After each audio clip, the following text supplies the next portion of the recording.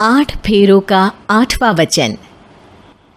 स्वाति ने इसी साल शहर की कॉलेज से पढ़ाई पूरी की है और अब उसके लिए जगह जगह से रिश्ते आने लगे हैं।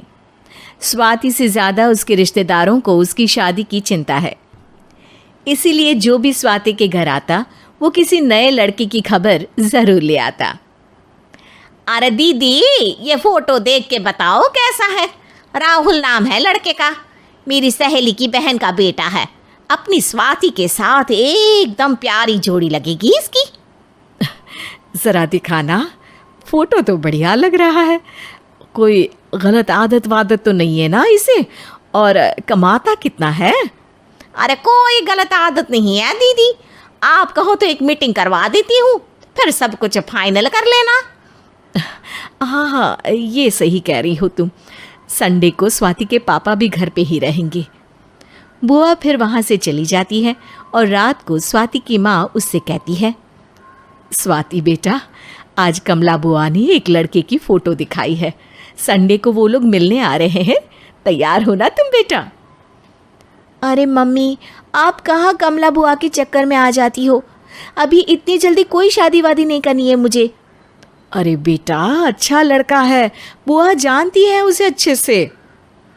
हाँ स्वाति बेटा, एक बार मिल तो लो, बाद में देखेंगे आगे क्या करना है। वैसे तो कमला रिश्ता लाई है तो मना करने का तो कोई सवाल ही नहीं उठता। संडे की सुबह होती है और कमला बुआ राहुल और उसके मम्मी पापा को लेकर स्वाति के घर आती है। अरे आइए आइए भाभी, इसे अपना ही घर समझिए, इनसे मिलिए। ये मेरे भैया और ये मेरी भाभी हैं। नमस्ते भाभी जी, ये है हमारा लड़का राहुल, सरकारी नौकरी की तैयारी कर रहा है ये। वैसे आपकी बेटी कहाँ है? अरे स्वाति बेटा, बाहर आ जाओ। वैसे कितनी पढ़ाई की है स्वाति ने? जी, पोस्ट ग्रेजुएट है हमारी बेटी साइंस में। ये सब तो ठीक है, पर घर संभालना जानती है या नहीं? हमें कौन सी इससे नौकरी करवानी है, नौकरी तो मेरा बेटा करेगा ही। पर मैंने इतनी पढ़ाई की है और आप चाहती हैं कि मैं घर पर ही बैठी रहूं? अरे स्वाति बेटा, ये बड़ों की बात में तुम कहाँ बोल पड़ी? हम सब देख लेंगे क्या करना है क्या नहीं। हम तो इसी बात में विश्वास करते हैं कि घर के लड़कियां घर में ही रहे तो ज़्यादा अच्छा रहता है। वरना भाई साहब, आप तो आजकल के हाल जानते ही हैं, कितनी घटनाएं होने लगी हैं औरतों के खिलाफ। स्वाति बेटा, रसोई का काम तो पूरा जानती हो ना? शादी के बाद तुम्हें ही संभालना है वो सब। अरे बहुत अच्छा खाना बनाती है ये, आप सब लोग इसकी तारीफ करते नहीं थकेंगे। लो भाई, हो गई मीटिंग, अब शादी की तारीख फाइनल कर लेते हैं, क्यों भैया? भाई, हम तो पंडित जी से चर्चा करने के बाद ही तारीख फाइनल करेंगे। सालों से हम उनकी बातें मानते हुए आ रहे हैं। लड़के वाले और कमला बुआ की बातें सुनकर स्वाति एकदम नाराज़ हो जाती है और उसे लगने लगता है कि शादी के बाद उसे घर पर ही बैठना पड़ेगा। लेकिन घर वालों के आगे उसकी एक नहीं चलती और उसे शादी के लिए हाँ कहना पड़ता है। शादी का दिन आ जाता है और सब मंडप में जमा होते हैं। अब फेरों का समय हो गया है, अब कन्या अपने वर से 7 वचन मांगेगी। आप किसी धार्मिक आयोजन में जाए तो मुझे भी ले जाएंगे।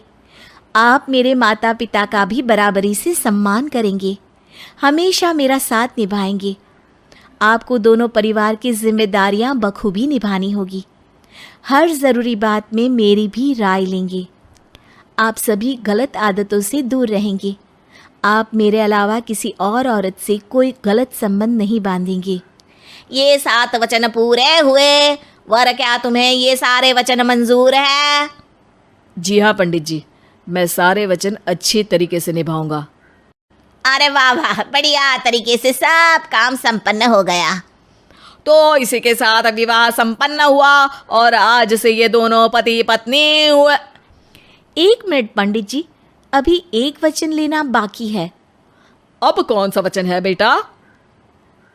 मैं अब हमेशा के लिए किसी दूसरे घर में जाने वाली हूँ, तो पति के अलावा मैं अपने सास ससुर से भी एक वचन लेना चाहूँगी। अब कहो बेटी। मैं ये चाहती हूँ कि मुझ पर किसी बात की कोई पाबंदी नहीं लगाई जाएगी। मुझे सब कुछ करने की आज़ादी होगी और मैं भी विश्वास दिलाती हूँ कि मैं एक अच्छी बहू बन के दिखाऊंगी। स्वाति की बात सुनकर उसके सास ससुर एकदम चौंक जाते हैं और कुछ बोल नहीं पाते कि उतने में कमला बुआ बोल पड़ती है। अरे बेटा, ये भी कोई कहने की बात है? रानी बन के रहोगी तुम तो। वचन देने से पहले सोच लीजिए, क्योंकि शास्त्रों में वचन ना निभाने वालों के लिए नरक से भी बदतर सजा लिखी है। स्वाति की चालाकी से वहाँ मौजूद सब लोग प्रभावित हो जाते हैं और लोगों में बदनामी ना हो जाए, इस कारण स्वाति के सास ससुर को उसे वचन देना पड़ता है। अरे कैसी अपशकुन वाली बातें कर रहे हैं आप पंडित जी।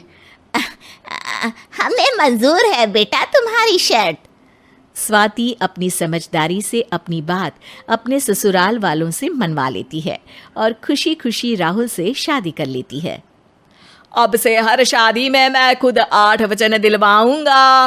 ओम मंगलम मंगलम मंगलम।